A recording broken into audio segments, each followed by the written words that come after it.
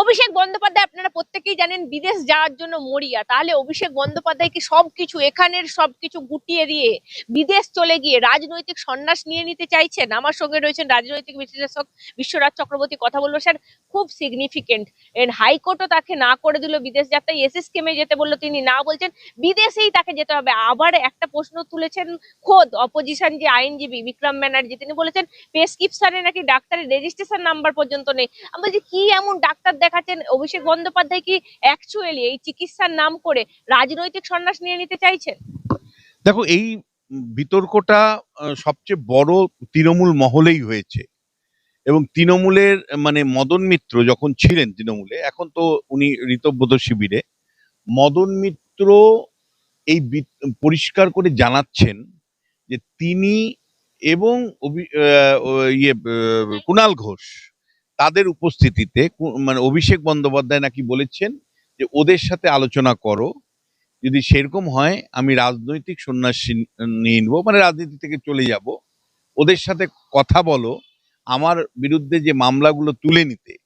ফলে এই বক্তব্যটা কিন্তু ভীষণ তাৎপর্যপূর্ণ, কারণ কুণাল ঘোষকে যখন সাংবাদিকরা আজকে প্রশ্ন করেছেন তিনি সেটা অস্বীকার করেননি, বরঞ্চ উনি বলেছেন যে দলের ভেতরের মধ্যে যে কথাগুলো এক সময় আমরা নানা সময় বলেছি সেগুলো মানে বাইরে মানে এইভাবে বলার কোনো মানে হয় না, আগে পিছে সেই কথাগুলো অনেক কিছু থেকে যায়।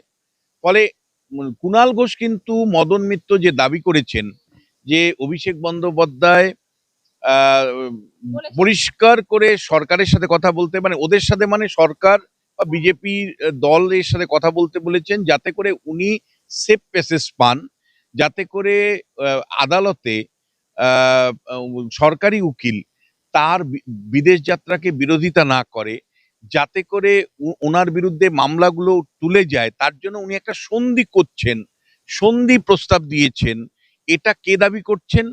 মদন মিত্র কালীঘাটপন্থী এক সময় ছিলেন, আজকে ঋতব্রত শিবিরে গেছেন, এবং এবং তিনি বলছেন যে এই সময় মদন মিত্র বলছেন এই আলোচনার মধ্যে কুণাল ঘোষ ছিলেন, অভিষেক বন্দ্যোপাধ্যায় ছিলেন। কুণাল ঘোষ কিন্তু আজকে যাকে তাকে প্রশ্ন করা হলে তিনি কোনো ডিনাই করেননি, তিনি অস্বীকার করেননি। তার মানে অভিষেক বন্দ্যোপাধ্যায় যে বলেছিলেন সেটা কার্যত তিনি নীরব থেকে মানে এটা স্বীকার করে নিয়েছেন। স্বীকার করে নিয়েছেন। এইবার এটা গেল একটা পার্ট। তার মানে মরিয়া প্রয়াস, বিদেশ যাব, তাতে সরকার হোক বিজেপি হোক যার সাথে খুশি সেটিং করো, এটা হচ্ছে ব্যাপার। একদম। এবার দ্বিতীয় পার্ট যেটা তুমি যদি দেখো সেটা হলো যে তাহলে কি কুণাল ঘোষ বা মদন মিত্র মাননীয় মুখ্যমন্ত্রীর সাথে যোগাযোগ করেছেন? আমি যতটুকু জানতে পেরেছি এই ধরনের কোনো যোগাযোগ মাননীয় মুখ্যমন্ত্রী শুভেন্দু অধিকারীর সাথে হয়নি। আর শুভেন্দু অধিকারীও বা কি কারণে অভিষেক বন্দ্যোপাধ্যায়কে এই পেসেসটা দেবেন বা তার সত্ত্ব মেনে তাকে ছেড়ে দিবেন, মানে তার সন্ন্যাস আহ, কেন অভিষেক মানে মমতা সরি শুভেন্দু অধিকারী মেনে নিবেন? এই শুভেন্দু অধিকারীকে যে অত্যাচারের সম্মুখীন হতে হয়েছিল, বিরোধী নেতা হিসাবে যেভাবে অত্যাচারের সম্মুখীন হতে হয়েছিল, এমনকি তার বাড়ির কাছে গিয়ে অভিষেক বন্দ্যোপাধ্যায় তার বাবাকে নিয়ে গালাগালি করেছিল, তারপরে অভিষেক বন্দ্যোপাধ্যায় নাগরিকদের কাছেও দায়বদ্ধ যে তিনি নির্বাচনের আগে পরিষ্কার করে, সরি, শুভেন্দু অধিকারী নাগরিকদের কাছেও দায়বদ্ধ। অভিষেক বন্দ্যোপাধ্যায় যেভাবে রাজনীতি করেছেন, যে একটার পর একটা দুর্নীতির না তার নাম জড়িয়েছে, শুভেন্দু অধিকারী সাধারণ মানুষের কাছে দায়বদ্ধ এই কারণেই যে নির্বাচনের সময় তিনি প্রতিশ্রুতি দিয়েছিলেন যে প্রত্যেকটার হিসাব নিকাশ হবে, প্রত্যেকটা বিষয় তদন্ত হবে, তদন্তে দোষী সাব্যস্ত হলে অভিষেক বন্দ্যোপাধ্যায়ের বিরুদ্ধে ব্যবস্থা নেওয়া হবে, যতই কালীঘাটের কাকু বলুক না কেন যে আমার সাহেবকে কেউ টাচ করতে পারবে না, শুভেন্দু অধিকারীর কাছে চ্যালেঞ্জ হলো টাচ করে তাকে জেলে পাঠানো। ফলে শুভেন্দু অধিকারী কোনো মতেই কোনো সমীকরণে রাজি হবেন না, এটা আমি নিশ্চিত, এবং তার কাছে এই ধরনের কোনো প্রস্তাব যায়নি, এটাও আমি অন্তত বিশ্লেষক হিসাবে নিশ্চিত। এখন প্রশ্ন হচ্ছে অভিষেক বন্দ্যোপাধ্যায় এত বেপরোয়া কেন? তার কারণটা হলো যে দেখো, এটা হতে পারে যে দলের মধ্যে তিনি বাধ্য, মানে দলের কোনো এমএলএ এমপি তাকে চাইছেন না, তিনি লোকসভার নেতার পদ হারিয়ে ফেলেছেন অলরেডি, মানে যেহেতু 20 জন সাংসদ তারা এনসিপিআই তৈরি করেছেন, ওই এনসিপিআই 20 জন সাংসদ চলে যাওয়া মানে লোকসভায় তার কোনো প্রভাব থাকবে না, মানে তিনি আর নেতা হিসেবে থাকবেন না। বিধানসভায় তার দল ভেঙে গেছে, ফলে বিধানসভাতেও চুরি ঘরানোর কোনো সুযোগ নেই। দলের মানে জেলার যারা সভাপতি ছিলেন তারা একের পর এক ঋতব্রত শিবিরে জয়েন করেছেন, মমতার শিবির ত্যাগ করেছেন। মমতা বন্দ্যোপাধ্যায় 72 বছর বয়সে নতুন করে অভিষেক বন্দ্যোপাধ্যায়কে সামনে রেখে রাজনীতি করেও কোনো লাভ পাবেন না। বরঞ্চ 15টা মামলা ইতিমধ্যেই অভিষেক বন্দ্যোপাধ্যায়ের বিরুদ্ধে হয়েছে। এই 15টা মামলায় তিনি মানে যদি সত্যি দোষী সাব্যস্ত হন তাহলে জেল থেকে তার বাইরে থাকার কোনো সুযোগই নেই। ফলে এইরকম একটা অবস্থাতে উনি সন্ধির প্রস্তাব আনতেই পারেন, এটা অস্বীকার করার কোনো জায়গা নেই। মদন মিত্রকে আমি হালকা চালেও এই ক্ষেত্রে নিচ্ছি না যে এমন একটা হতেই পারে যে ভাই সন্ধির প্রস্তাব আসতে পারে। কারণ দেখো, আমাদের দেশে মেহুল চস্কি থেকে শুরু করে নীরব মোদী, বিজয় মালিয়া, তারপরে তোমার গিয়ে বিনয় মিশ্র, এরা কিন্তু প্রত্যেকেই সেফ প্যাসেজ পেয়েছিল সরকারের কোনো একটা ইশারাতেই। তাহলে সরকারের ইশারাতেই বিনয় মিশ্র এখান থেকে চলে গিয়ে সেফ প্যাসেজ নিয়ে ওই ভানুয়াতু দ্বীপে চলে গেছেন, স্থায়ী বাসিন্দা হয়ে গেছেন। মেহুল চস্কিও কয়েক হাজার কোটি টাকা তিনি ব্যাংক থেকে লোন নিয়েছিলেন। তারপরে নীরব মোদীও কয়েক হাজার কোটি টাকা স্টেট ব্যাংক থেকে লোন নিয়েছিলেন। তারপরে তোমার গিয়ে এরকম একাধিক লোক আমাদের দেশ থেকে চলে গেছেন। এবং দেখো, এই সমস্ত যাওয়ার পেছনে কিন্তু একটা রাজনৈতিক সমীকরণ কাজ করে বা কোনো একটা নেগোসিয়েশন কাজ করে। কিন্তু আমার ব্যক্তিগতভাবে অ্যাসেসমেন্ট যে এটা এমন হতে পারে যে চাপে পড়ে অভিষেক বন্দ্যোপাধ্যায় একটা সন্ন্যাস নেবার জন্য, রাজনীতির থেকে বিদায় নিয়ে তার বিরুদ্ধে মামলাগুলো তুলবার জন্য তিনি কিন্তু একটা সেফ প্যাসেজ খুঁজতে পারেন। কিন্তু আমি মনে করি যে শুভেন্দু অধিকারী কিন্তু সেই ব্যক্তি, অন্তত অভিষেক বন্দ্যোপাধ্যায়ের প্রশ্নে তিনি কোনো কম্প্রোমাইজ করবেন না, এটা আমি অন্তত বিশ্বাস করি। এবং কোনো এভিডেন্সও নেই যে শুভেন্দু অধিকারীর কাছে এই প্রস্তাব গেছে। ফলে কোনো এভিডেন্স নেই, কোনো রিপোর্টার বলতে পারবে না যে মদন মিত্র বা তোমার গিয়ে কুণাল ঘোষ গিয়ে শুভেন্দুকে বলেছেন। কিন্তু যে প্রশ্নটা আসছে যে অভিষেক বন্দ্যোপাধ্যায়ের বেপরোয়াটা বোঝা যায় তোমার আজকে কলকাতা হাইকোর্টের যে মামলা, সেখানে বিচারপতিরা বলছেন যে আপনি এসএসকেএম এর যে বোর্ড অফ ডাক্তারের সামনে উপস্থিত হন।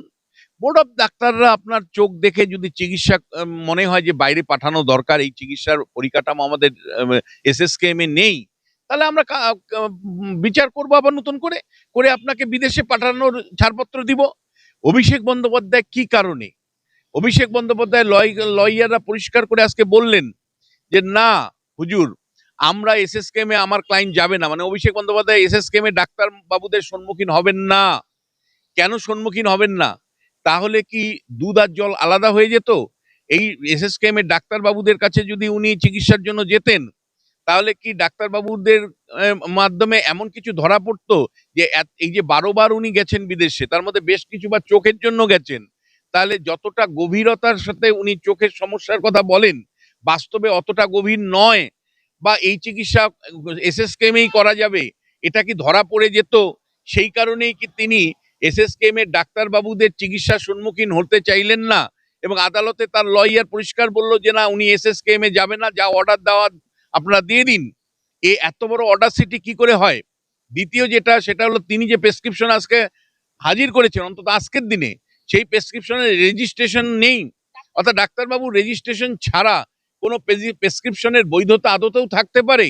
তাহলে কোন ডেসপারেটনেস অভিষেক বন্দ্যোপাধ্যায়ের ক্ষেত্রে কাজ করলো যে তিনি মানে যে প্রেসক্রিপশন জমা দিলেন তাতে ডাক্তারের মানে রেজিস্ট্রেশন নেই? এমন কি ডেসপারেশন কাজ করলো যে তিনি বেপরোয়া ভাবে বললেন, মানে তার লয়ার বলল যে না, আমরা এসএসকেএম এর কোনো চিকিৎসকের কাছে সম্মুখীন হব না। তিনি যে কোনো মূল্যে বিদেশে যেতে চাইছেন কেন? এবং আজকের মদন মিত্রর বক্তব্য এবং তার ডেসপারেটনেস, এই দুটো যদি যুক্ত করি, তাহলে অবশ্যই আমি বলবো যে তিনি বিদেশে একটা সেফ প্যাসেজ চাইছেন, যেমন করে মহুল চেস্কি চেয়েছিলেন, নীরব মোদী চেয়েছিলেন, ভানুয়াতুতে গিয়ে বিনয় মিশ্র নিয়েছেন একটা সেফ প্যাসেজ। এবং এটা কিন্তু একটা দিনের আলোর মতন পরিষ্কার হয়ে যাচ্ছে। মানে অভিষেক বন্দ্যোপাধ্যায় বুঝতে পারছেন যে আমাদের আর ঘুরে দাঁড়ানোর কোনো প্রশ্ন নেই, মানে আমরা আর ঘুরে দাঁড়াতে পারবো না, এখান থেকে এখানে এন্ড করে দিয়ে যে কোনো ভাবে বিদেশ চলে যাই। মানে সেইটাই তো, মানে এটা দেখো, পরিষ্কার না হলে তিনি এত ডেসপারেট কেন? মানে বিচারপতি বলছে এসএসকেএম এর ডাক্তারবাবুদের দেখান, তারা যদি বলে যে না আমাদের চিকিৎসার ব্যবস্থা নেই, তাহলে বিদেশে আপনাকে পাঠাবো। কিন্তু উনি এসএসকেএম ডাক্তারবাবুদের সম্মুখীন হতে চাইছেন না কেন? তাহলে কি ধরা পড়ে যাবে যে না, চোখের সমস্যাটা ততটা গভীরতা নেই, বা এই এই সমস্যাটা এখানেই মিটে যেতে পারে, কলকাতার ডাক্তারবাবুরা এটা মিটিয়ে দিতে পারে, তার জন্য বিদেশে যাওয়ার দরকার নেই? তাহলে তিনি কেন এত বেপরোয়া অবস্থান হচ্ছেন? আর মদন মিত্রর কাছে কেন তিনি প্রস্তাব রাখলেন? যদি মদন মিত্রের কথাটা সত্যি আমি ধরি, বা কারণ এখন পর্যন্ত সত্যি ধরতে হচ্ছে, তার কারণ মানে কুণাল ঘোষ যিনি দলের মুখপাত্র কালীঘাট তৃণমূল অস্বীকার কংগ্রেস, করেন। তিনি অস্বীকার করেননি। তাহলে এই দুটো যদি যুক্ত করি, তাহলে পরিষ্কার তিনি একটা মানে সেফ প্যাসেজ চাইছেন, যেমন করে এক সময় তৃণমূল যুব কংগ্রেসের সভাপতি ছিলেন, সাধারণ সম্পাদক ছিলেন বিনয় মিশ্র, তিনি যেমন করে সেফ প্যাসেজ নিয়ে ভানুয়াতুর দ্বীপে চলে গেছেন, স্থায়ীভাবে বসবাস করছেন। তাহলে কি সেই রকমই একটা এক্সাইল চাইছেন, অর্থাৎ এখান থেকে নির্বাসন চাইছেন? তাহলে কি সত্যি কোন আলোচনা হচ্ছে? এই প্রশ্নগুলো সত্যি গুরুত্বপূর্ণ প্রশ্ন। এবং একই সাথে তোমায় বলতে চাই তোমার দর্শকের জন্য, যে উনি যদি চলে যান, রাজ্য রাজনীতিতে কি প্রভাব পড়তে পারে। দেখো, উনার কোনো এই মুহূর্তে রাজ্য রাজনীতিতে কোনো প্রভাব নেই, বরঞ্চ যে 15টা মামলা ইতিমধ্যেই হয়েছে, তাতে উনার জেল শুধু সময়ের অপেক্ষায়। দ্বিতীয় যেটা, সেটা হলো যে উনার যে ব্যাগেজ তৈরি করেছেন, অর্থাৎ ডায়মন্ড হারবারে মডেলের নাম করে তিনি যে অন্যায় অবিচার অত্যাচার যে তৈরি করেছেন, যে মডেলটা তৈরি করেছেন, সেই মডেলটা আবার পশ্চিমবাংলায় কিন্তু সাধারণ মানুষ ধিক্কার জানাচ্ছে। ফলে এই অভিষেক বন্দ্যোপাধ্যায়ের পক্ষে আর রাজনীতিতে ঘুরে দাঁড়ানো সম্ভব নয়। তাহলে অভিষেক বিহীন মমতা বন্দ্যোপাধ্যায় কি একা হবে? উত্তর হ্যাঁ, একা হবে। কারণ মমতা বন্দ্যোপাধ্যায় অভিষেক বন্দ্যোপাধ্যায়কে দিল্লির থেকে এনেছিলেন ক্ষমতায় আসার পরে, তাকে উত্তরাধিকারী করার জন্য। মমতা বন্দ্যোপাধ্যায় বারবার বলতেন যে উনি হলো আমার উত্তরাধিকারী। তাহলে উত্তরাধিকারীহীন ভাবে মমতা একা থাকবেন, কিন্তু সেটাও আমি বলবো বেটার। তার কারণ হলো অভিষেকের যে ব্যাগেজ, সেই নিয়ে মমতা বন্দ্যোপাধ্যায় এক পা দাঁড়াতে পারছেন না। অভিষেক বন্দ্যোপাধ্যায়ের বিরুদ্ধে ক্ষোভ বিক্ষোভ দেখিয়ে তার সাংসদরা, তার বিধায়করা সব দল ছেড়েছে, তার জেলা সভাপতিরা দল ছেড়েছে, দলের নেতারা সব দল ছেড়েছে অভিষেক বন্দ্যোপাধ্যায়ের মানে নেতিবাচক ভূমিকার জন্য। সেই অভিষেক বন্দ্যোপাধ্যায় যদি দল মানে নির্বাসিত হন, বা তিনি যদি সন্ন্যাস নেন দল থেকে, তাহলে কিন্তু আমি বলবো মমতা বন্দ্যোপাধ্যায় অন্তত পক্ষে রাস্তায় নামতে পারবেন, অন্তত পক্ষে দলটার জন্য কিছু কাজ করতে পারবেন।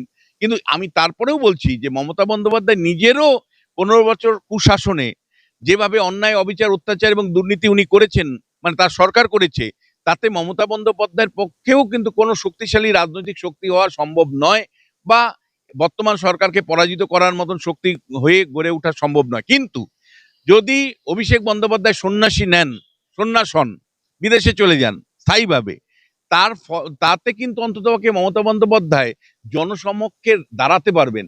আজকে মমতা বন্দ্যোপাধ্যায় জনসমক্ষে যখনই দাঁড়াচ্ছেন, তখনই অভিষেক বন্দ্যোপাধ্যায়ের মডেলটা তার সামনে এসে যাচ্ছে। এই লাগেজ নিয়ে কিন্তু মমতা বন্দ্যোপাধ্যায় সামান্যতম রাজনীতিতে দাঁড়াতে পারছেন না।